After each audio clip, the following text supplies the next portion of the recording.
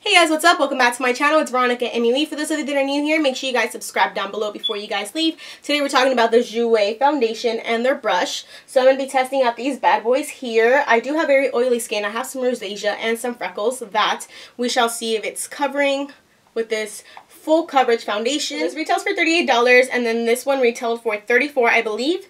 Together I got them for $45 plus the 15% off discount, which turned out to be $38 with 25 cents, which if you see it one way, it would be that the brush came out to be 25 cents and the foundation $38, or you can cut the price in half, being $19 and $19, because it wouldn't make sense if the brush was 25 cents when it's originally supposed to be like 24, 34, whatever it is.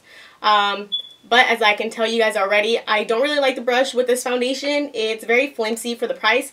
You can actually get like a Swap Me one for like $2-3 and it'll do the same job as this. Yeah, the bristles are nice, but it soaks up a lot of the product. I also got this little booklet right here and it has some information that I would like to share with you guys before I show you guys the foundation itself on my skin. So it has 17 shades. As you guys can see, I'm in the shade Latte, which is medium warm. 17 shades is not good enough for me. I feel like they could have at least expanded it to at least another 20 to 30 shades. There's a lot of skin complexions out here in this world, so 17 is not good enough for me, but I mean, JOUER, it is what it is. They better step it up. So some claims of this foundation would be that it's an airbrush matte finish, which I do agree with. It's full coverage. It's a matte foundation, if I already said that. It's also lightweight and long wearing. It contains hyaluronic acid, and this helps your skin stay hydrated, soften the appearance of lines and wrinkles. It has cucumber extract, which helps soothe irritation and hydrates the skin. It also has tripeptides to hydrate and help support the skin's ability to produce collagen. So all this hydration, I'm really digging it, but I'm a very oily girl, so I hope that this doesn't interfere with my oily grease ball chicken skin of mine. But yeah, if you guys are interested to see what it looks like on my skin, to see the wear test and what it does to my skin, make sure you guys keep on watching. Guys, as per usual, I just primed with my normal Laura Mercier primer that I always do with most of my videos just to keep it consistent. Here's the brush from JOUER. As you guys can see, it has JOUER right here. Nothing special. It's plasticky. It has nice soft bristles, and then I'm using my Beauty Creation sponge. It's clean. It's just stained. I'm going to use half of my face with the brush and half of my face with the sponge as per usual, just to see what I like better. I know some people prefer the sponge, some people prefer brushes, so we'll just see and test them out. Alright guys, and here's the foundation. As you guys can see, I got it in the shade Latte. And this only has 20 mils. I'm gonna shake very well, and then I'm gonna pump one pump. That's about a pump. I'm just going to dot this all over my face.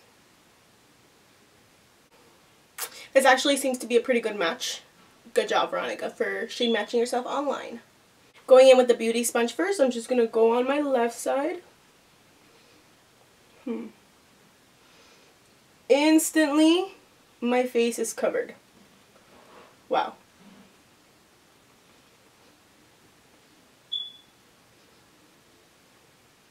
Wow.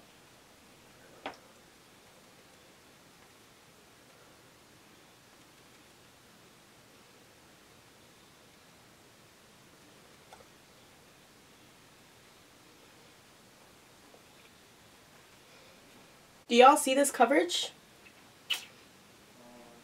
Wow. Now I'm going in with a brush on this side and just kind of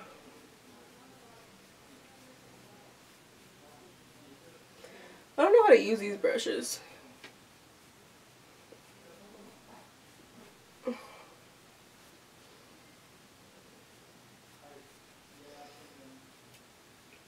I'm not sure if it's because I don't know how to use the brushes, but I feel like this side's a little streaky. It's a little harder to blend with the brush. But it might be just that I'm not used to blending with the brush, you know what I'm saying? And I feel like it's soaking up more of my product than the Beauty Blender is. You have to work it in really quick because this foundation dries really quick, but I feel like it didn't give me the best coverage ever. The brush is not really worth it for the price. Even though I got it as a bundle, it's not really worth the price for the brush, honestly. I could just use a Swap Me brush if I really wanted to, like those fake oval brushes if I wanted if I wanted the same results, you know? I'm going to go in with just a teeny pump, and I'm just going to kind of go over the spots that the brush kind of gave me some streaks. And I'm going to blend this down to my neck because your girl is going to look a little off.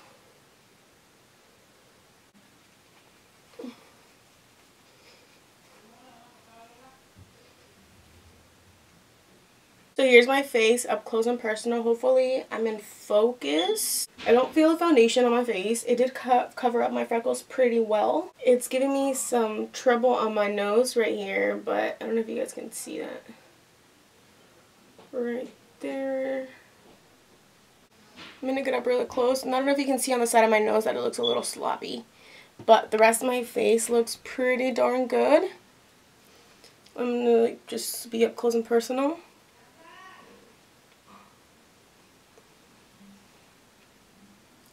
It's supposed to have some hydrating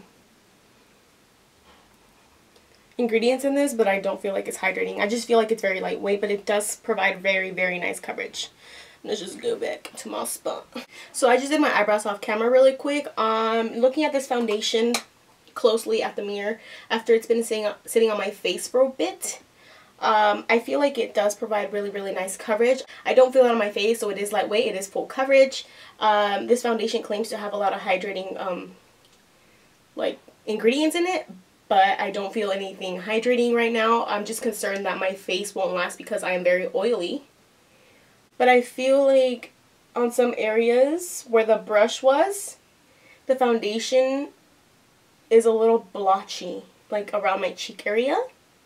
Okay guys, I'm just going to do the rest of my face right now, check back within a couple of hours, let you guys know what's up, what the deal is, how I felt about this foundation, if I approve it, if I don't approve it, if I like the brush. Off the bat, I hate the brush. I don't really like it. I don't know if I just don't know how to work with it, but it has very soft bristles. It's just that the foundation was soaked up into this product. For how little foundation I get for this product, it's not worth it. I got it for a good deal, but this is no thank you from me. Sorry, JOUER. Sorry, not sorry. Alright guys, so this is what the foundation looks like on my skin. I'm not going to actually put on highlighter or anything because I'm not going anywhere special. I will say that this foundation dries, but it's not transfer proof, so I do recommend that you set the foundation. Like I said, the brush just kind of made my foundation on this side a little patchy, a little spotty, a little no. It reminds me a lot of the Estee Lauder Double Wear foundation. I feel like I should do a battle of the foundations where I put half and half to see which one lasts longer, which one has more full coverage, the pricing, the range, is whatever, you know what I'm saying? I will be showing you guys what it looks like. Right now it is currently like 12 something. I don't know the exact time. My phone's like all the way over there. But anyway, one little thing. I do not like that near my mustache area, the foundation sat very weird, but I had to pounce it in with the powder and my beauty blender to get it to like sit down correctly. But other than that, the foundation is sitting pretty darn good. Alright guys, so it is 3:25 right now. It's been about 3 hours since I've had this foundation, and as you guys can see, my face looks pretty matte. My nose is looking pretty damn matte still. The rest of my skin looks good. So it's full coverage. I don't feel that on my face, so it is lightweight. I feel as though if I was to take a picture right now, it would give me a little bit of flashback. It is a little too yellow for my skin tone, but other than that, in like actual daylight, it looks perfectly fine and it matches my skin tone. And it makes me look pretty damn flawless for my skin. So far so good. I'm really liking it. Alright guys, so it's currently 6:26 and this foundation is starting to get oily on my T-zone. So my forehead is looking a little oily and so is my nose, but the rest of my makeup looks perfectly okay. But you guys can see the center. I am not digging this grease ball look, but everything else looks perfectly fine. The foundation has not done anything else to my skin. It has not broken up. It has not looked weird on any other areas. Even with an oil on my nose, it looks perfectly okay still. So I could just bought it if I wanted to, but for the purposes of the video, I'm not. So I'm just gonna leave it. Hey guys, I'm back. It's about 9:10 right now, so it's been about roughly 9 hours or so. As you guys can see, my foundation has lasted. It's a very transfer resistant foundation, but not transfer proof. Yes, I am still very oily in my forehead and T-zone area, But around the cheeks, where I do also get oily, I am not. So this foundation has lasted on my oily chicken grease ball skin. I do recommend it if you have oily skin. The best I would give it is about a 7-hour wear without you having to retouch. I'm actually going to blot right now to see if this foundation can be saved or not. So guys, as you guys can see, I didn't use up all of my sheets, a little gross to show you guys, but my foundation has lasted. I did have a little crease right here, but you can't save this foundation if you're wearing it for more than 8 hours. I do recommend it. It was really hot today, so yeah. Make sure you guys go out and get it. It's worth the hype.